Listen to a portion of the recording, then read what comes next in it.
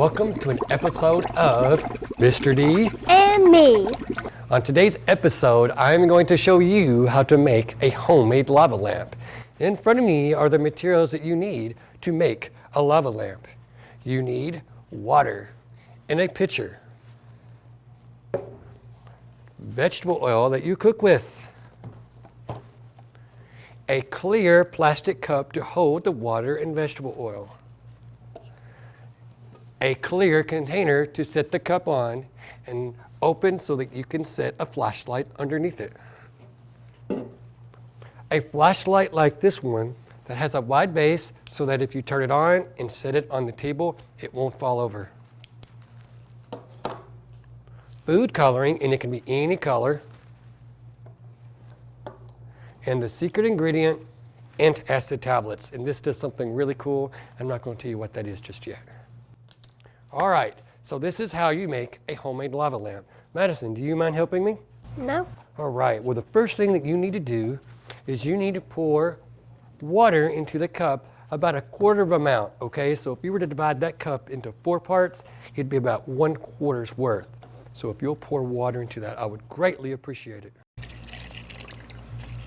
A little bit more. Good. That's right there. It's excellent. All right, so there's our cup of water. Excellent. So we're finished with the water. We no longer need it.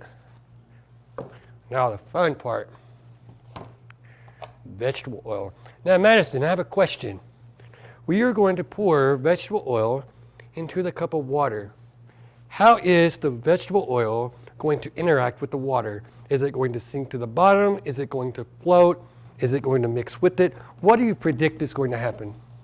I think it's going to just float on the top. You think it's going to float on the top. Does that mean that the water is denser than the oil, or the oil is denser than the water? What do you think? I think the olive oil is denser. Denser? Actually, the water is denser. Well, let's find out. Let's find out. I'm not going to tell you. Find out. In Madison, I want you to pour it to about right there to the top, but not all the way to the top. And it's okay if some spills on the table. It's vegetable oil. It cleans up really easy. All right, that's good. All right, thank you, Madison. Now we are now finished with the vegetable oil. We can set that to the side. Now earlier I asked Madison what she thought would happen. And now Madison, I want you to look. Let's set it right there for just a moment. Is the water floating on the oil? Is the oil floating on the water? The oil is floating on the water. So which one is more dense, the oil or the water? The water. The water, very good observation. You can connect this with the real world. Whenever there's an oil spill, instead of the oil staying on the bottom, the oil rises to the top, and that's what makes oil spills so dangerous, because that's where most of the life is. But it does make it easier to clean up. So there's the vegetable oil floating on the water. All right, the next step. The next step, you are going to add the food coloring. Now, Madison, you're going to drop, or Maddie, you're going to drop 3 to 4 drops of food coloring to the vegetable oil. Now, I have another question for you. When you drop the drops of food coloring to the vegetable oil, what's going to happen? Is the oil going to turn green? Is the water going to turn green as well? Or is something different going to happen? Make a prediction. What do you think? I think the food coloring will go to the very bottom of the olive oil. It won't change it to color? The color will stay yellow? It'll be green just at the bottom of the olive oil. Well, let's find out. Add it about 3 to 4 drops of food coloring. Let's see what happens. This is cool.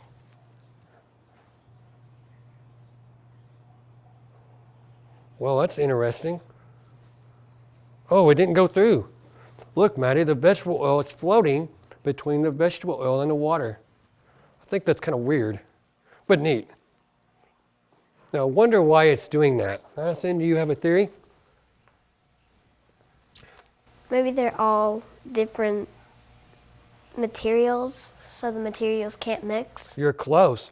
The water and where the vegetable oil meet creates surface tension. So just like a boat floats on water, those beads of food coloring is floating on the water. But give it a second, something will happen. If you kind of want to speed it up, sometimes if you shake it like this, it will eventually fall through. Sometimes it takes a moment and it doesn't, and while you're waiting, you do the next step. Maddie, turn the flashlight on, please. Excellent. Oh, it's like a lightsaber. That's awesome. All right, I'm going to take this off, and I want you to set the flashlight beam going up in the center of the white clear container. Excellent. So now you see why it's called a lava lamp, partly because a lava lamp creates,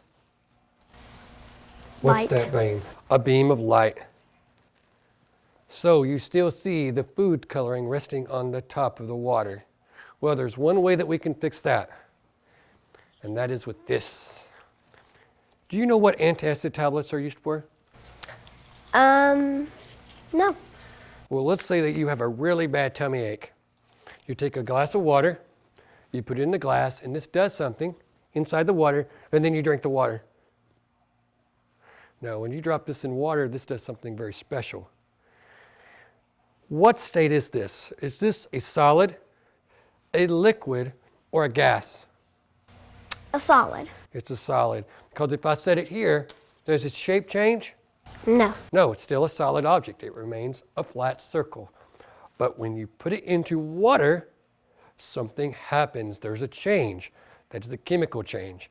Maddie, do you know what that change is? Do you know what this turns into? Water. It doesn't turn into a water. It turns into something that you can't see, and like air, you can't see it, but it's all around us. And air is a form of what type of matter? A Gas. solid, a liquid, or a gas? Gas. It's a gas. Well, oh, and look what happened while we were talking. And what color is the water turning into? Green. Green, green, all right. Now, Maddie, this experiment works better if you break the tablet in half.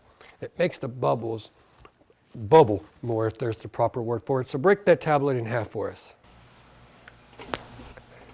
Now, when you take both of those pieces and you set them and drop them in the water, what's going to happen? What do you think?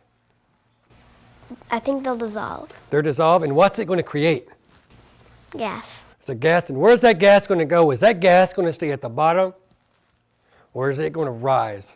Rise. It's going to rise. I don't know. Well, if she's right or not. Let's see. Maddie, are you ready? Mm-hmm. Okay, let's try to figure out why they call this thing a lava lamp. Go ahead and drop those pieces in there.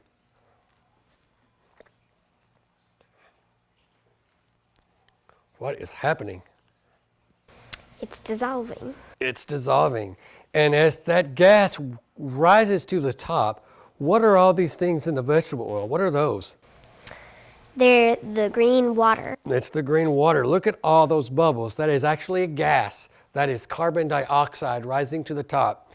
And then when it rises to the top, it escapes into the air. And where do the bubbles go? They go to the very bottom. They go to the very bottom, because remember, water is less dense or more dense than vegetable oil? More. More dense, so they go to the bottom. Hence the look of a lava lamp. And again, you can use any color. Blue is really pretty. Red is also really pretty. Just depends on your forte, your taste. Mr. D, what are these things at the very top that are dissolving? That is part of the antacid tablet. See that big piece right there? And eventually it will fall back down. Now, if you want a bigger effect, you can actually use two at one time. All right, but this is how you make a homemade lava lamp. Thank you, and see you next time. Mr. D and Me. all right, take care.